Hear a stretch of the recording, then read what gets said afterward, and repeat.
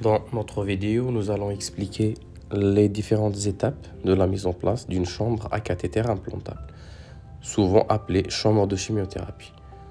Elle permet un accès veineux central et ainsi préserver le capital veineux périphérique fragile chez des patients qui sont appelés à être piqués très souvent, comme le cas de notre patient qui présente un adénocarcinome de l'antre gastrique. On commencera toujours par vérifier le matériel et purger le cathéter. Nous avons l'aiguille et la seringue de ponction, le désilé qui va nous permettre de maintenir cette ponction et mettre le reste du matériel. Là, on a le dispositif, le boîtier, c'est la chambre, le dilatateur qui va permettre de faire passer le cathéter. Voilà le cathéter d'une longueur assez suffisante, mais on va le couper en fonction des besoins. La tige métallique qui va permettre de tunneliser et de faire passer le cathéter sous la peau. Et enfin, l'aiguille d'Hubert, qui est tout simplement une aiguille qui est adaptée à ce genre de chambre de chimiothérapie ou de boîtier. Et avec laquelle on va tester notre chambre et on va la purger. Voilà. On va brancher le dispositif. Ça, on a la chambre sur le cathéter. Toujours de façon délicate pour pas perforer et ainsi avoir après des fuites de produits. On branche sur du sérum salé hépariné. On met un cc d'héparine dans un flacon de 500 cc de sérum. Et on purge la chambre. Voilà, on est sûr que c'est fonctionnel. Maintenant, on passe au patient. Et nos repères, c'est surtout la veine, la clavicule. Voilà.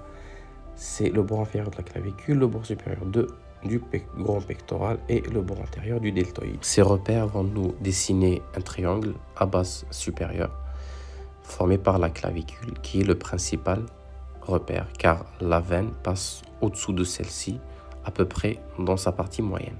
On va piquer en visant l'épaule contralatérale. La tête du patient est tournée vers l'épaule gauche. L'angle est d'à peu près 30 à 40 degrés. On met nos badigeons, centrifuge, ici c'est de la bétadine. Puis on va procéder à l'anesthésie. C'est dans notre cas, on l'a fait sous anesthésie locale. On peut très bien la placer sous anesthésie générale. On va essayer d'infiltrer largement. Puis on vient prendre notre aiguille de ponction, le museau toujours vers le haut. On ponctionne tout en aspirant et en respectant les repères. Dès qu'on aura notre retour, on bloque notre aiguille. On vérifie rapidement qu'on n'a pas perdu notre prise. Voilà. Et une fois qu'on est sûr, l'aiguille toujours bloquée avec la main gauche, on va placer notre désilé. Il faut savoir que notre patient, bien sûr, est en décubitus dorsal, la tête tournée vers la gauche et la main en supination pour un peu ouvrir l'épaule et ouvrir le champ. Quand on place le désilé, on surveille sur le scope, car notre malade est scopé, une extrasystole qui signe l'arrivée au niveau de l'oreillette droite. Là, on prend notre dilatateur, on l'introduit délicatement, car tout simplement, le cathéter est trop épais par rapport à l'aiguille, et c'est ce dispositif qui va permettre au cathéter de rentrer, sinon c'est trop fin, c'est trop petit, c'est trop étroit. Voilà, on retire notre désilé qu'on ne jette pas, on le met sur la table au cas où. On retire la tige solide qui nous a permis d'introduire le dilatateur. Et là, on vient placer notre cathéter, toujours délicatement. Voilà, on place en général un minimum de 15 cm, mais il ne faut pas non plus dépasser les 20 cm. Une fois qu'on aura atteint les 20 cm, comme dans notre cas, on casse cette tige orange. Et on va on va tirer vers le haut et vers le bas, pas vers vous, sinon vous allez prendre avec vous le cathéter, mais vers le haut et vers le bas pour ouvrir et ainsi permettre de garder le cathéter à l'intérieur et de se libérer du dilatateur. On passe au boîtier, on infiltre également le trajet du cathéter et également le lit du boîtier avec la xylocaïne à 2%. On aura au final cette disposition avec le boîtier sous la peau et au-dessus du muscle. On vérifie la perméabilité en ouvrant le sérum après avoir placé l'aiguille d'Hubert et on essaie d'avoir un retour veineux pour être sûr qu'on est dans le vaisseau. À ce moment, on va desséquer, créer l'espace où va loger notre boîtier. C'est sous la peau, il faut desséquer suffisamment. Il y a différentes tailles de boîtiers et on doit s'adapter. On place la tige métallique qui va permettre de tunneliser et créer le passage également de notre cathéter pour arriver au lieu du boîtier. Voilà, on place délicatement et on tire également, voilà, pour faire passer notre cathéter sous la peau. Ici, on va prendre notre première pièce de sécurité. C'est cette tige métallique à angle droit qui permet de sécuriser notre cathéter de façon à ce qu'il ne parte pas, qu'il ne glisse pas et qu'il ne parte pas dans le vaisseau. Et ça nous permet de libérer pour mieux mesurer, mieux l'utiliser et mieux le placer sur le boîtier.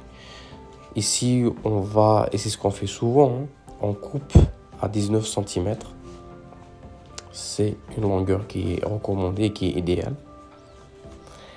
Une fois coupé, on place notre deuxième pièce de sécurité. Vous voyez que la tige nous permet de libérer sans forcer notre cathéter. Cette deuxième, c'est celle qui va fixer et sécuriser la fixation, surtout du cathéter sur le boîtier.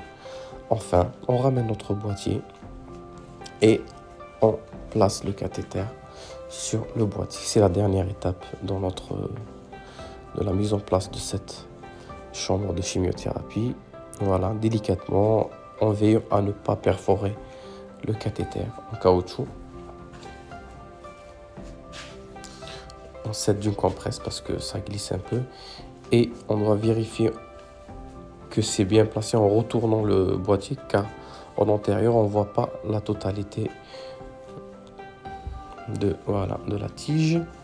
Et ici on doit placer cette sécurité et entendre le clic de sécurité. On place notre chambre en sous-cutané et voilà, on retire la tige de sécurité et on procède à la fermeture cutanée.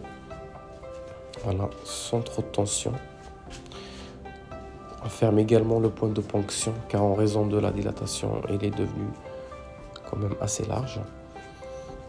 Et notre patient a son dispositif et ce dernier peut être utilisé à partir du lendemain. On va bien sûr donner à notre patient une carte avec la marque, le type de dispositif. On indiquera dessus le nom du médecin, le type de veine qu'on a ponctionné et la date et la longueur aussi du isolé, et on vérifie tout avec un téléthorax pour être sûr de ne pas avoir fait de complications. Voilà, merci d'avoir visionné cette vidéo et à d'autres vidéos.